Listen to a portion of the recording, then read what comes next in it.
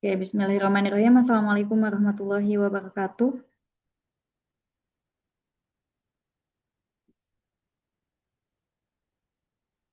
Oke, gimana kabarnya semuanya? Sehat? Alhamdulillah, Bu. Ibu sendiri Alhamdulillah. gimana kabar? Alhamdulillah sehat ya. Mudah-mudahan di Ramadan ini kita bisa mendapat keberkahan dengan adanya pembelajaran online gitu ya. Dan mudah-mudahan puasa teman-teman lancar sampai akhir ya. Tidak ada kendala, sehat selalu, Amin. dan dan berkah insya Allah. Oke, sebelum memulai perkuliahan, alangkah lebih baiknya kita baca basmalah dan berdoa bersama dulu. Bismillahirrahmanirrahim. Bismillahirrahmanirrahim. Berdoa masing-masing dimulai ya. Bismillahirrahmanirrahim.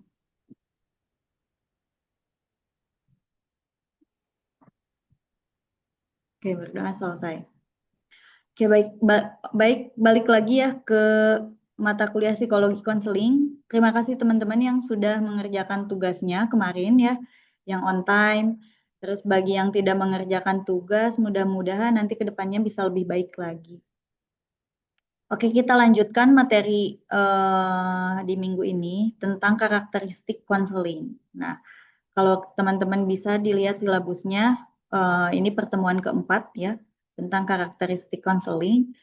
Oke, karakteristik itu kan yang berhubungan dengan eh, ciri khas tanda gitu ya. Berarti ketika judulnya itu karakteristik konseling, itu artinya ciri khas dari suatu kegiatan proses konseling. Nah, di sini bisa teman-teman lihat di layar, konseling itu merupakan kegiatan bantuan. Nah, namun misalkan yang terjadi pada kenyataannya gitu, ternyata bantuan itu bisa dilakukan oleh siapapun. Namun ketika misalkan kita menyebutkan itu dengan kata konseling, itu berhubungan dengan bantuan yang dilakukan secara profesional. Nah, di sini ada sedikit perbedaan eh, jika dilihat dari kegiatan bantuannya ya, ada non profesional dan profesional. Nah, ketika non profesional itu bisa dilakukan oleh siapapun gitu, termasuk misalkan teman-teman kalian yang mungkin jurusannya bukan dari BKI. Nah, itu bisa gitu ngasih bantuan, ngasih solusi dan lain sebagainya. Namun ketika misalkan berhubungan dengan konseling, itu harus dilakukan oleh seorang yang ahli, seorang seorang yang profesional di bidangnya gitu. Nah, kita bisa lihat bahwa misalkan jika eh, kegiatan bantuan tersebut dilakukan oleh non profesional itu dalam bentuk bantuan sesaat. Jadi tidak dalam sesi yang formal gitu. Dan bantuannya dilakukan hanya sesaat. Sesaat apa? Sesaat ketika dibutuhkan gitu. Dan itu insidental gitu. Dan kemudian bantuan atas dasar belas kasihan atau kasih sayang. Nah, misalkan dari teman kita yang misalkan melihat kita itu sedang dalam kebingungan, sedang dalam kesulitan gitu untuk memecahkan masalah. Nah, adalah teman misalkan yang memberikan masukan, memberikan bantuan gitu kepada kita. Nah, itu bukan atas dasar profesional, tapi atas dasar belas kasihan atau kasih sayang ya sesama misalkan sesama teman gitu. Nah, kemudian bantuan materi. Nah, bantuan materi itu bukan konseling ya, bukan suatu kegiatan yang profesional. Kemudian bantuan tenaga, bantuan moral, dan bantuan nasihat itu adalah semuanya kegiatan bantuan yang dilakukan secara non profesional. Dalam artian bisa dilakukan oleh semua orang gitu. Nah, ketika kita berbicara tentang konseling, itu artinya kita berhubungan dengan memberikan suatu kegiatan bantuan, tetapi melalui apa namanya ilmu, melalui ilmu-ilmu yang sudah kita dapatkan gitu, melalui teknik yang diberikan. Nah, kita bisa lihat itu ketika berbicara konseling itu merupakan usaha ya usaha melalui hubungan dengan orang lain mengambil bagian dan menyediakan fasilitas atau jalan yang positif untuk kemajuannya. Jadi kita sebagai konselor itu sebagai fasilitator gitu dan berhubungan dengan orang lain. Jadi ketika kita berhubungan dengan orang lain dan memberikan bantuan secara profesional itu merupakan suatu kegiatan konseling gitu. Kemudian profesionalitas atas dasar latihan yang cukup dan bisa melakukan kegiatan berulang-ulang dengan menerapkan metode dan teknik tertentu. Nah, jadi dalam konseling tentunya pasti terdapat teknik-teknik yang digunakan gitu. Jadi tidak hanya asal-asalan kita memberikan nasihat, kita tidak asal-asalan memberikan solusi gitu, tapi ada teknik-tekniknya. Kita lihat dulu gitu, apakah misalkan ini berhubungan dengan rasionalitas atau misalkan dengan behavior gitu. Behavior itu kebiasaan perilaku ya, berarti teknik yang digunakan itu adalah teknik behavioristik misalkan seperti itu. Nah, kemudian diberikan karena klien merasakan dan dalam kenyataannya memang membutuhkan bantuan dari orang lain karena tidak bisa atau tidak berdaya mengatasi sendiri. Jadi klien itu datang kepada seorang konselor itu ketika mereka merasa butuh bantuan gitu. Jadi bukan kalau misalnya non profesional tadi gitu, kita mau butuh tebutuh misalkan dibantu gitu sama teman kita gitu. Jadi tidak bersifat apa namanya sukarela gitu dan pengen dibantu gitu ya. Kalau misalnya konseling kan gitu ya, jadi seorang klien datang kepada konselor atas dasar itu kebutuhan, butuh bantuan gitu, butuh apa namanya, butuh orang yang bisa memberikan jalan untuk menemukan solusi gitu. Kemudian kualitas, kuantitas, dan intensitas perubahan yang bisa dilakukan oleh konselor itu berbeda-beda, baik secara perorangan maupun secara umum dan dipengaruhi oleh tahap perkembangan. Jadi misalkan kualitasnya, bagaimana kualitas konselingnya, bagaimana kuantitas konseling yang diberikan dan intensitas yang diberikan itu berdasarkan, ya tergantung berdasarkan konselornya gitu. Jadi itu adalah bantuan yang dilakukan ketika dilakukan oleh seorang profesional. Kemudian ada lagi, nah menurut Lewis itu ada 3 karakteristik umum ya pada orang yang membutuhkan konseling. Jadi orang yang membutuhkan konseling tuh ada ciri khasnya apa aja gitu. Satu, karena mereka tidak puas gitu, tidak puas atau tidak bisa mengatasi masalahnya. Kemudian ketika mereka merasakan cemas terhadap beberapa aspek kehidupan. Jadi ketika misalkan mereka cemas tentang aspek-aspek kehidupan kan banyak ya, ada aspek pendidikan, misalkan sosial, ekonomi. Nah, salah satu dari itu misalkan ketika ada yang bermasalah, itu mereka biasanya ya terkadang tidak bisa menemukan solusinya dan kemudian mereka mencari bantuan gitu. Kemudian yang ketiga, tidak punya gambaran yang jelas mengenai apa yang akan terjadi. Kan ketika misalkan sesi konseling itu klien dan konselor itu menemukan atau mencari solusi-solusi alternatif-alternatif yang bisa digunakan menjadi solusi oleh klien gitu. Jadi ibaratnya merumuskan solusi-solusinya antara klien dan konselor teh gitu. Nah, seorang konselor itu sebagai fasilitator. Adapun untuk keputusan itu diserahkan sepenuhnya oleh klien gitu. Jadi ibaratnya seorang konselor di sini hanya sebagai pemantik gitu atau mendalami apa potensi-potensi yang mungkin kliennya itu tidak sadari gitu. Misalkan si klien itu sebenarnya punya potensi, tapi karena mereka tidak menyadari, nah kita sebagai konselor itu harus menggali potensi-potensinya supaya apa? Supaya bisa mengatasi atau mencari solusi dari permasalahannya sendiri gitu. Kemudian, nah, konseling itu perubahan perilaku. Nah, ditujukan untuk mengubah atau mengganti bagian dari kepribadian yang tidak baik atau patologis. Nah, patologi itu penyimpangan ya, menjadi sesuatu yang baru, yang baik dan bisa diterima oleh pribadinya maupun lingkungannya. Nah, jadi ketika misalkan kita melakukan konseling, itu fokusnya adalah pada perubahan perilaku. Jadi, gimana caranya kita bisa mengubah perilaku klien dari awalnya yang misalkan kurang baik atau bahkan tidak baik itu menjadi baik gitu. Nah kan di sini misalkan baik dan buruknya itu kan tergantung kayak subjektif ya.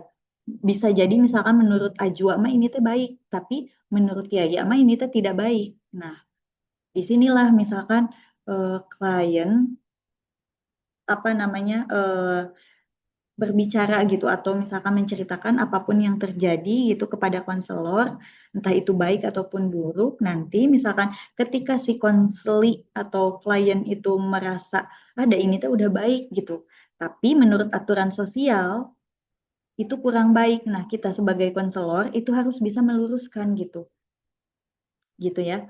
Kadang ada kan yang ngerasa nggak salah gitu, si klien teh ada abi mah teu salah gitu, tapi pada kenyataannya menurut kita ada itu teh perilaku salah. Nah, disinilah kita bisa mencoba gitu, mengubah perilaku klien tersebut gitu, yang awalnya baik, yang awalnya kurang baik menjadi baik gitu. Kemudian perubahan yang diharapkan terjadi akan bersifat menetap. Nah, jadi diusahakan dalam misalkan sesi konseling itu kita bisa merubah klien untuk menjadi orang yang lebih baik dan itu eh, apa berkepanjangan gitu, tidak hanya misalkan mengubah perilakunya teh saat ini aja gitu, tapi engke deui mah eh, mereka teh bakal kembali lagi misalkan ke jalan yang salah misalnya. Nah, di sini ketika konseling dilakukan itu perubahan yang diharapkannya itu bersifat menetap gitu. Nah, kemudian bisa terjadi karena pengaruh lingkungan. Jadi melalui proses belajar atau proses conditioning sebagai akibat dari hubungannya dengan lingkungan. Nah, jadi di sini maksudnya sesi konseling itu bisa dipengaruhi oleh pengaruh lingkungan gitu ya. Entah itu misalkan karena proses belajarnya atau misalkan ada kondisi-kondisi lingkungan yang memungkinkan si klien untuk berubah gitu. Jadi sangat sangat berpengaruh gitu ya eh, lingkungan itu terhadap perubahan perilaku seorang klien. Jadi pastikan kita memberikan rekomendasi kepada klien untuk selalu di lingkungan yang tidak akan membawa dia ke ke sumber masalah-masalah yang sebelumnya ada gitu. Misalkan sumber masalahnya teh puguh di circle itu, misalkan anak-anak ya ada masalah. Nah kan misal si anak A teh sering bergaul dengan circle A gitu. Nah otomatis misalkan karena circle A itu kelihatan kurang baik lah, si A ini pasti akan mengikuti perubahan-perubahan yang kurang baik yang berada di circle A gitu. Nah, kemudian misalkan bisa jadi, misalkan kita bisa merekomendasikan si klien A ini untuk bergabung dengan si circle B gitu, yang kita tahu circle B itu orangnya baik-baik gitu dan kegiatannya positif-positif. Nah, nanti kita sebagai konselor harus melihat gitu apakah misalkan setelah proses konseling si klien A itu apakah misalkan masih dengan circle A-nya atau misalkan bisa berubah gitu ke circle B. Nah, harus dipastikan gitu, harus dikasih tahu bahwa lingkungan itu akan mempengaruhi perilaku seperti itu. Nah, kemudian pengaruh kondisi lingkungan. Nah, ini ada 6 faktor yang mempengaruhi hidup seseorang. Nah, bisa dilihat dari jenis kelamin. Apakah itu misalkan laki-laki atau perempuan itu bisa berpengaruh ya, karena ada beberapa mungkin yang menjadi eh, adat atau budaya misalkan budaya pemimpin kan di Indonesia misalkan itu laki-laki. Tapi misalkan ketika kita jadi perempuan dan ingin jadi pemimpin, itu biasanya ya jadi masalah gitu. Karena kebudayaan biasanya itu yang memimpin itu laki-laki gitu. Kemudian faktor keluarga. Nah, jika dilihat dari faktor keluarga, itu kayak keluarga kan eh, lingkungan lingkungan pertama ya terkecil gitu. Nah, misalkan keluarganya itu orang yang berpendidikan, itu akan sangat mempengaruhi misalkan kepada anak untuk selalu termotivasi dalam mengejar pendidikan.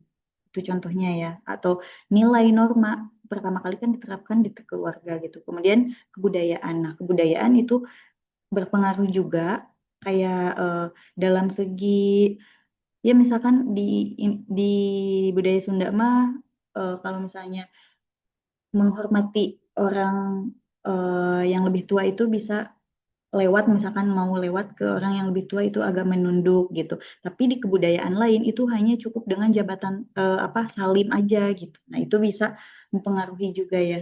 Kemudian status sosial. Nah, status sosial tuh maksudnya di sini kayak apakah dia kaya. Jadi orang kaya itu biasanya apa namanya punya banyak materi gitu untuk sekolah, misalkan sekolah di sekolah yang elit lah gitu, dan itu sangat berpengaruh gitu.